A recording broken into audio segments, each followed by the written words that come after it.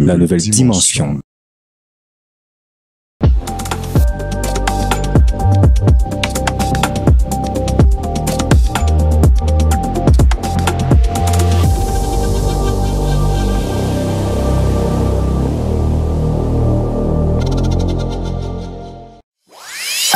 Ce journal vous est offert par la Cadeco, votre banque de famille.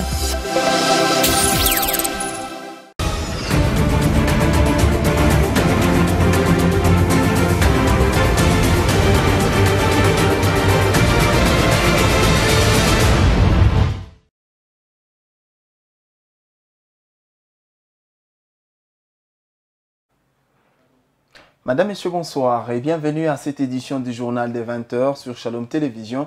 À la une de l'actualité, les travaux de la 11e conférence des gouverneurs de la République démocratique du Congo ont débuté le mercredi 27 novembre 2024 à Kalemi. Nous sommes dans la province du Tanganyika. Les combats entre les gouverneurs ainsi que les assemblées restent un obstacle, a dit le président de la République, Félix-Antoine Tshisekedi.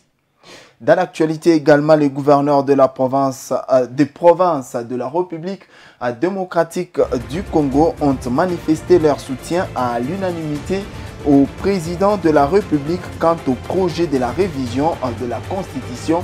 Vous suivrez la déclaration faite ici par Fifi Masuka, gouverneur de la province du Lualaba.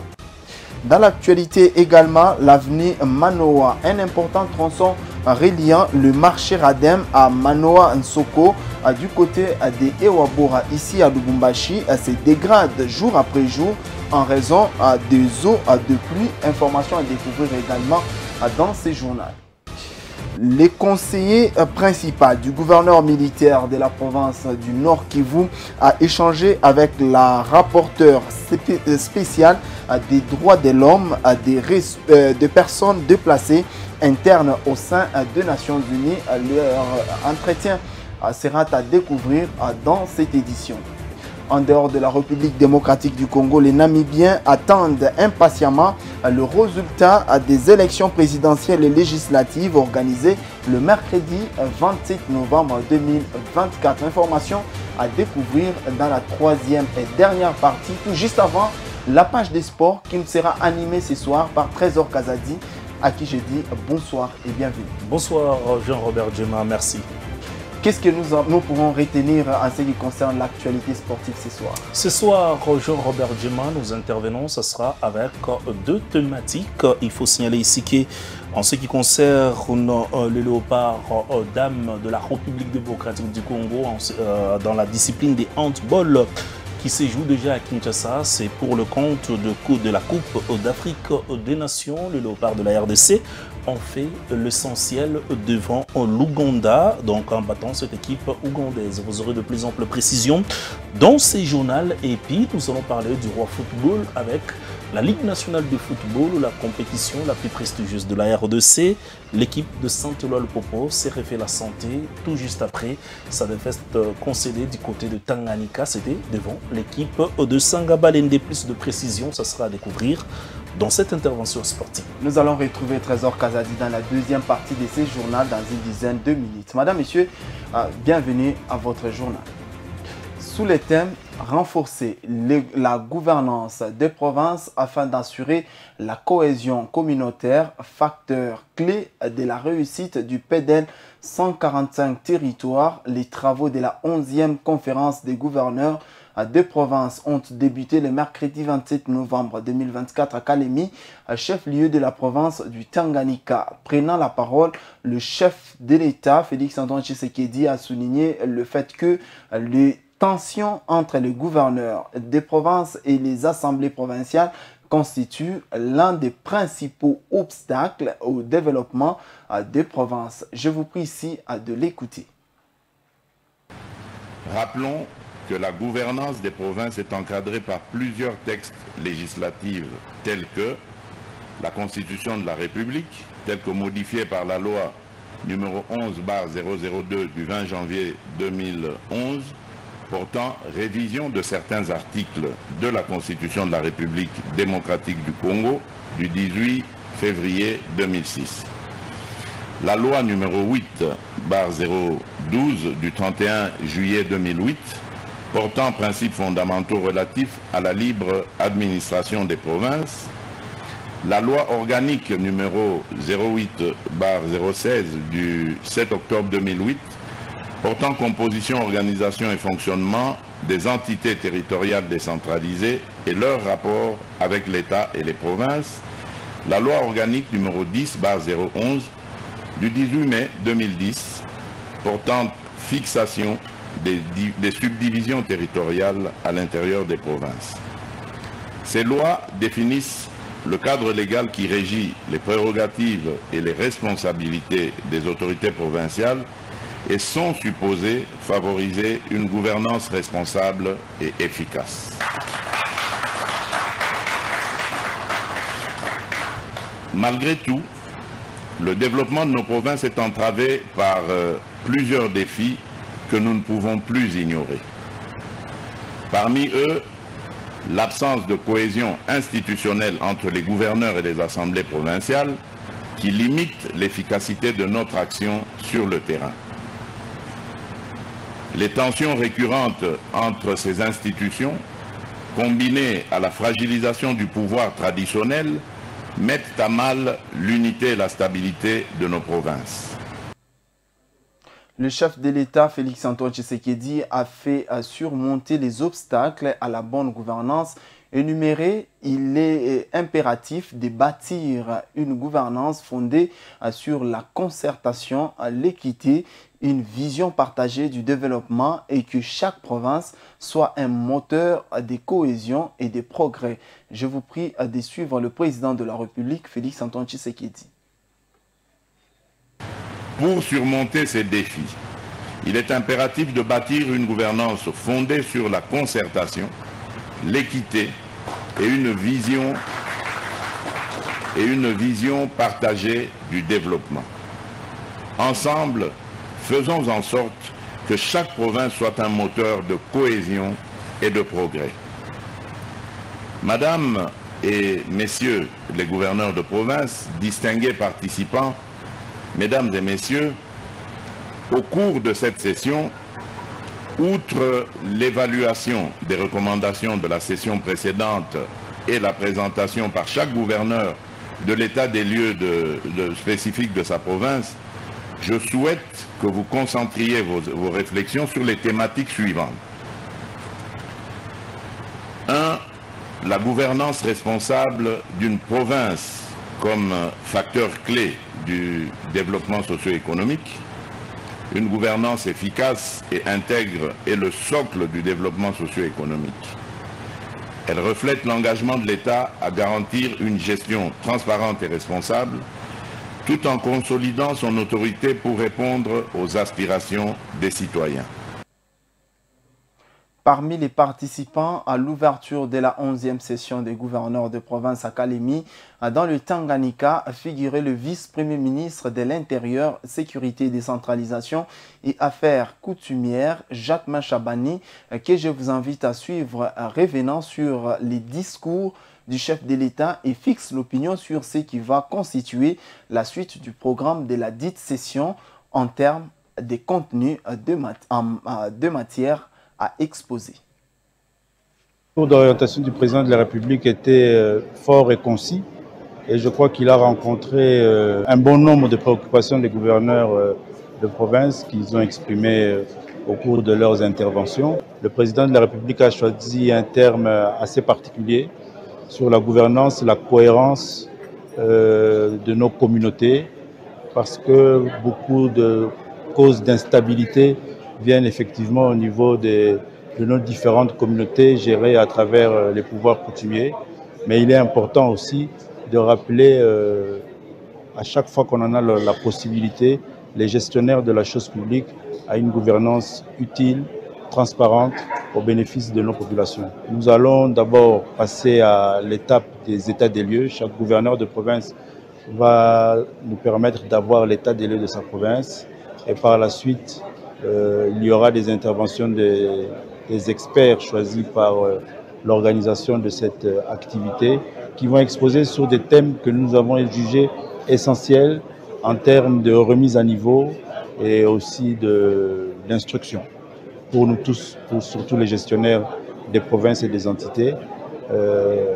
Et par la suite, on va aller en atelier pour sortir des nouvelles résolutions qui vont nous permettre, tous ensemble, pouvoir central et gestionnaire des provinces, d'aller vers une dynamique nouvelle.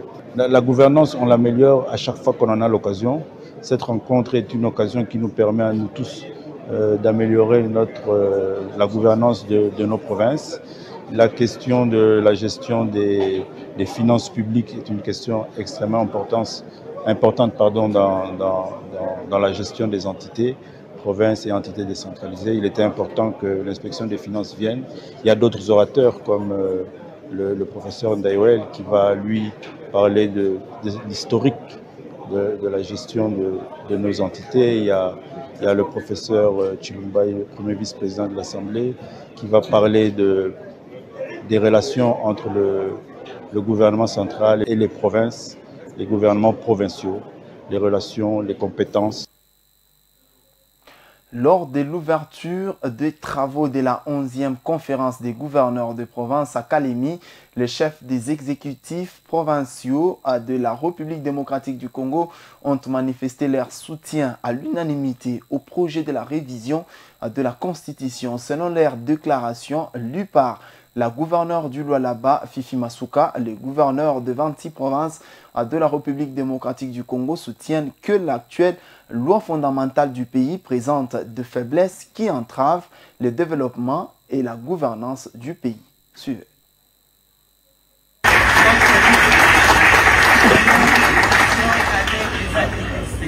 À cet effet, nous encourageons votre haute autorité, au-delà de vos lourdes charges étatiques, à bien vouloir poursuivre votre itinérance dans chacune de vos provinces afin de bétonner les nouvelles directives et partager directement votre noble vision avec vos administrés. Excellence, Monsieur le Président de la République et chef de l'État, s'agissant particulièrement de la question du changement de la Constitution, le collectif des gouverneurs de province soutient à l'unanimité cette démarche car cette Constitution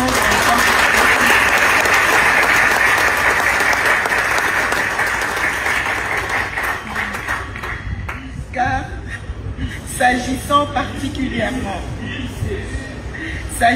particulièrement de la question des changements de la Constitution, le collectif des gouverneurs de province soutient à l'unanimité cette démarche car cette Constitution comporte beaucoup de faiblesses et invite la population à soutenir ces changements légitimes et salvateurs.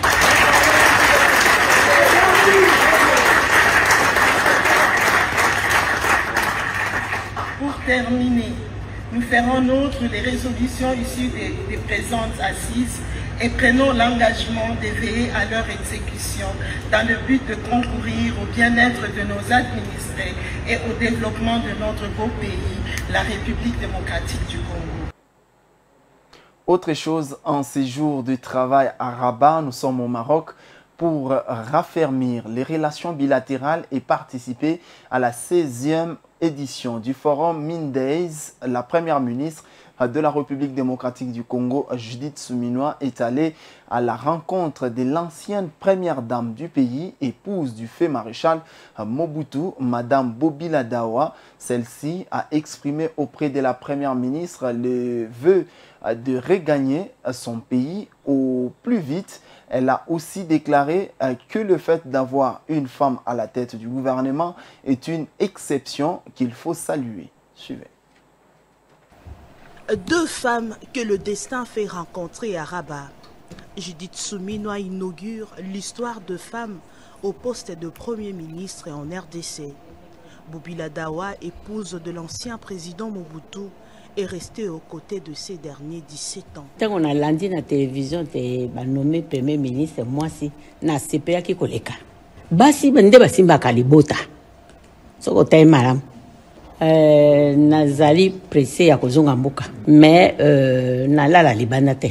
Na se ebise pe maman déjà. En séjour de travail, au Maroc pour affermir les relations bilatérales entre les deux pays et participer à la 16e édition du forum May Days, la chef du gouvernement a effectué une visite pleine de significations à la veuve du maréchal Mobutu. Cette rencontre entre deux femmes emblématiques a été bien plus qu'un simple échange de politesse. Bobila Dawa est prête à regagner le pays. En arrivant à Rabat, à partir du moment où dans mon programme je rencontre les Congolais de Rabat, je ne pouvais pas ne pas rencontrer maman Bobila Dawa. Elle a quand même été une figure importante dans notre pays et c'était, je pense, juste de pouvoir la voir et d'échanger avec elle. Elle a porté les couleurs de notre pays, elle continue d'ailleurs à les porter. Je pense que c'était important de pouvoir la rencontrer, d'échanger avec elle. Elle m'a donné des bons conseils en tant que maman. À 79 ans, Maman Bobila Dawa est toujours profondément attachée à son pays, suivant de près son actualité.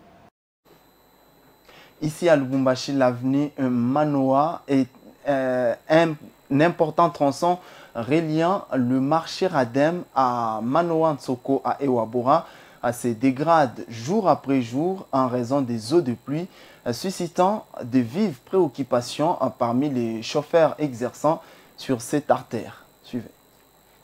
Il devient de plus en plus difficile de circuler sur l'avenue Manoa, menant dans son tronçon compris entre le marché Radem et les petits marchés appelés Soko à Ewabora dans la commune annexe. Des véritables lacs artificiels ont envahi la chaussée. Après chaque pluie, la route de ce tronçon de l'avenue Manoa, déjà gravement endommagée par des nids de poules, se transforme en un véritable étang, compliquant ainsi la circulation des véhicules, des motos ainsi que de tricycles. Très préoccupé par l'état de la chaussée, un motocycliste a lancé un cri d'alarme à l'attention des autorités compétentes pour que cette avenue soit asphaltée.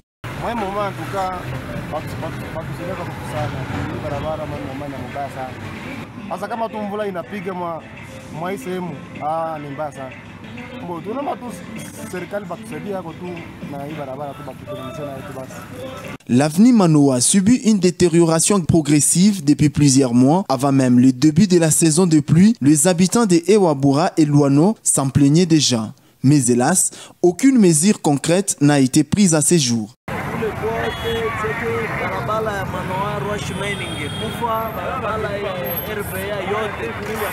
Mai potopoto inapita tonakuwa kipwa mubaya kumbe inapita mambule ikakuwa ndio zaidi achimbuka mai isha kuchelewa iko tu barabara vile hakuna mae haina na kanalization kisha kuteswa sana mabalabala inafa des années hakuna solution batu bote beko nekala kotea Manoa kotea RVA ngambo yote batu wanalalamika hiyo tufanye mai inapita mubarabara potopoto atuyue twende hakuna raha ya kutembea mbula hii inapita periode inakuwa L'état délabré de la route Manoa abîme des véhicules qui desservent ces tronçons, affirment les habitants de cette partie de la ville. Au Nord Kivu, la rapporteure spéciale des droits de l'homme des personnes déplacées internes au sein des Nations Unies est arrivée à Goma où elle a eu des échanges avec les conseillers principaux du gouverneur militaire, le général Nyangbaten Dani, chargé de la sécurité du gouvernorat de province. Elle a dit être venue pour, entre autres, s'enquérir de comment vivent les déplacés internes. Je vous invite ici à l'écouter.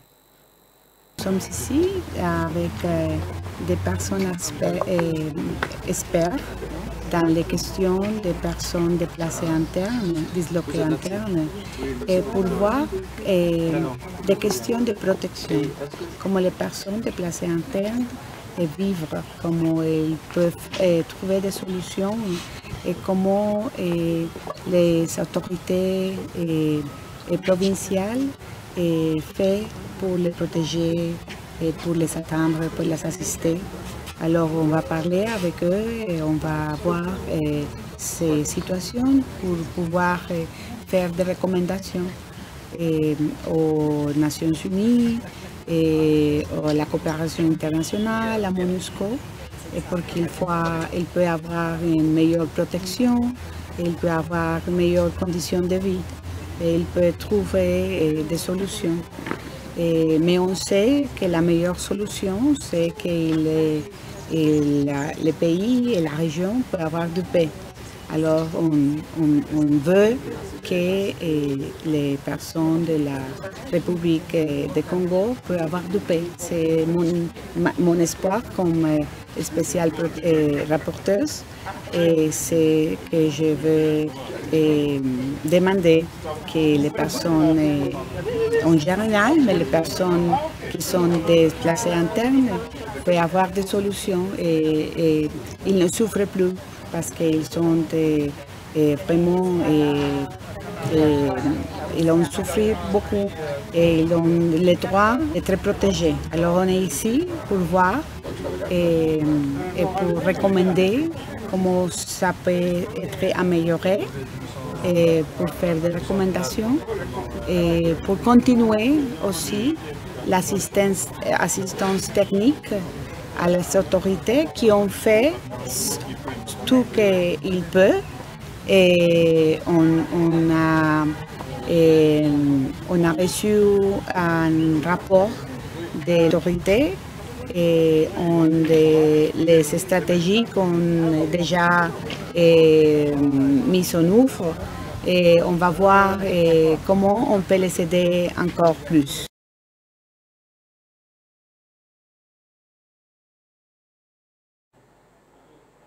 L'ambassadrice du Royaume du Danemark en République démocratique du Congo, basée à Kampala, est en mission à Goma, au Nord Kivu. Le mercredi 27 novembre 2024, elle a été reçue par le général Yangba Temedani, chargé de la sécurité au gouvernorat de province et représentant le gouverneur militaire du Nord Kivu. L'ambassadrice est à Goma pour évaluer la situation sécuritaire et humanitaire. Je vous prie de la suivre dans ces propos. Nous venons de l'ambassade du Danemark à Kampala. Nous couvrons aussi la RDC et nous sommes venus aujourd'hui à Goma pour comprendre la situation de l'Est de la RDC et comprendre à la fois le contexte sécuritaire mais aussi les besoins humanitaires de la région. À Goma, mais aussi dans le reste de l'Est de la RDC. Notre visite aujourd'hui au gouvernorat a eu pour but de comprendre le point de vue des autorités sur la situation, comprendre les défis, mais aussi les opportunités, les manières dont l'assistance peut aider à résoudre les défis. Nous avons eu un excellent dialogue avec notre contrepartie des autorités provinciales. Nous avons eu une bonne compréhension à travers ce dialogue des besoins et de la manière dont le Danemark peut soutenir les efforts ici. Lors d'une conférence de presse à Kinshasa, l'agence américaine pour le développement international USAID a appelé les personnes se trouvant dans la zone minière au sud Kivu où plusieurs cas de variole de singe Mpox ont été notifiés à revoir leurs habitudes comportementales. Pour le ministre provincial de la Santé du Sud Kivu, Théo Walulika, cette maladie est bien maîtrisée dans sa province et que la population devrait continuer à observer les mesures de prévention édictées par les autorités. Je vous invite ici à l'écouter dans ce duplex réalisé par Wivin Muguli. Nous sommes en épidémie parce qu'au moins 32 zones de santé sont atteintes de cette épidémie sur les 34 zones que compte la province. Nous sommes là, déjà il y a les sites de traitement qui sont installés avec l'appui du gouvernement et ses partenaires. Et le traitement est gratuit, mais nous avons 4 zones de santé qui sont déjà phares et qu'on a déjà vaccinées. Et nous sommes en préparatif de vacciner d'autres zones de santé. Comment arrivez-vous à maîtriser cette maladie dans votre province? Oui, dans notre province, d'abord, il y a eu l'implication directe de son Excellence, Monsieur le gouverneur de province, le professeur Jean-Jacques Pouroussi Sadiki, qui s'est impliqué en cas de coordination de suivi de cette épidémie. Et il y a la présence de médicaments, il y a l'appui des partenaires, sur la PCI, sur la prise en charge, et il y a aussi les changements aussi des mentalités de la population. Donc la population a été aussi sensibilisée par rapport à cette épidémie. Par rapport à cette sensibilisation, l'USAID a annoncé que la population devrait prendre en compte le changement de comportement pour arriver à éradiquer ou à diminuer la contamination par rapport à ce virus, le Mpox. Dites-nous, est-ce que vous avez aussi entamé des sensibilisations en rapport avec le changement de comportement? Oui, après les sensibilisations, ça passe partout. Et on sensibilise à travers les communautaires, et même les églises, même des réunions, des groupes de jeunes. Et les sensibilisations continuent. Nous sommes en train de sensibiliser et nous pensons que ça va changer quand même. Ça va s'améliorer. Excellence, pour terminer, est-ce qu'il y a des gens qui sont guéris du Mpox au Sud Kivu? Bien sûr. Vous pouvez voir même le taux de mortalité, c'est moins d'1%. Les malades sont traités, sont guéris. Et nous sommes en train de travailler jour et nuit pour que nous puissions quand même prendre en charge bien nos compatriotes. C'est vrai que notre population d'abord doit être consciente que nous sommes en épidémie et cette maladie d'Mpox existe et nous devons respecter les mesures barrières proposées par les personnels de santé. Premièrement, d'abord, il faut éviter d'être en contact avec quelqu'un qui a déjà des signes. Deuxièmement, il faut signaler parce qu'à présent, avec la vaccination qui s'est passée, la carte zone de santé, on a vacciné tous les contacts et même à présent, on est en train de poursuivre ces contacts. Nous avons demandé de nous dire clairement s'ils sont contacts pour que nous puissions être en alerte par rapport à leur prise en charge.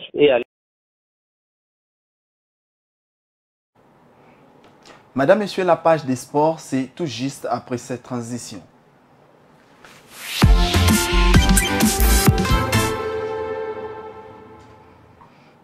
Je l'avais annoncé au sommaire que ce soir, nous serons avec Trésor Kazadi pour nous animer en sport. Rebonsoir et bienvenue. Rebonsoir Jean-Robert Djema, merci. Et directement, nous ouvrons cette intervention sportive par les handball avec la Coupe d'Afrique des Nations qui se déroule. Nous sommes dans la capitale congolaise, il s'agit bien de Kinshasa et les léopards dames de la République démocratique du Congo étaient entrés. C'était hier du côté de Kinshasa, c'était devant l'équipe de l'Ouganda. Score de la partie 38-11 en faveur des léopards dames de la République démocratique du Congo. Une victoire qui a donné de l'espoir à la grande nation de l'Afrique centrale qui est la République démocratique du Congo. Surtout que cette grande fête d'Afrique se joue ici, chez nous, en RDC. Je ne serai pas très bavard sur cette situation.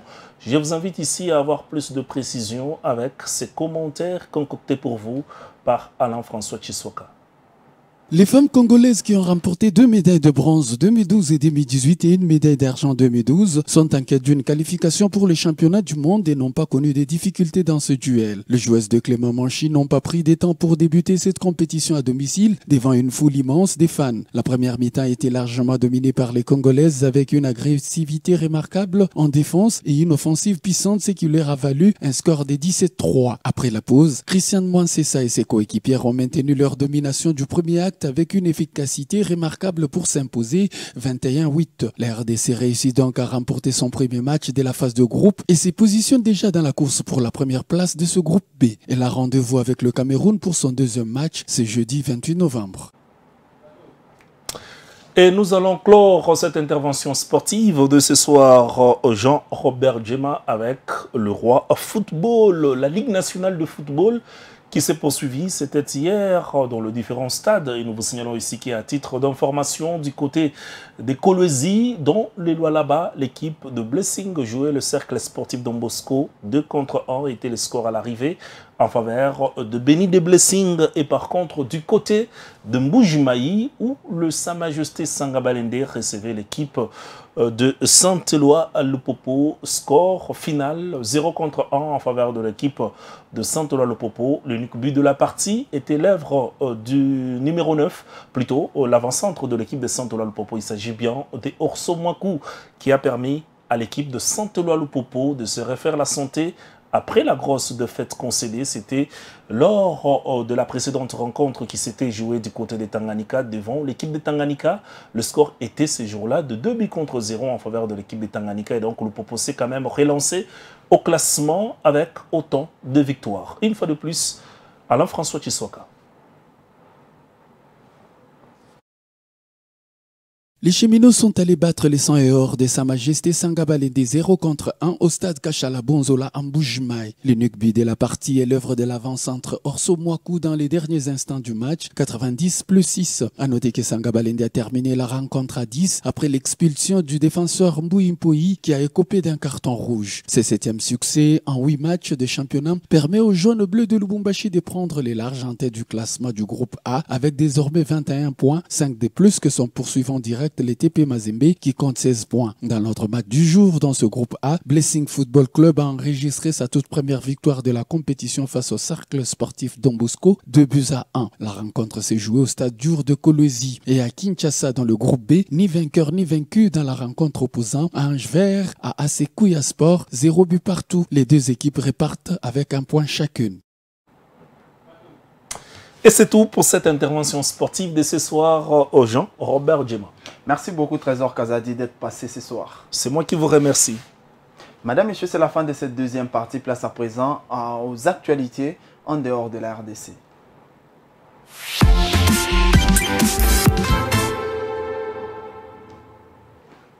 En Namibie, c'est avec impatience que les électeurs attendent les résultats des élections présidentielles et législatives qui se sont tenues le mercredi dernier. Africa News.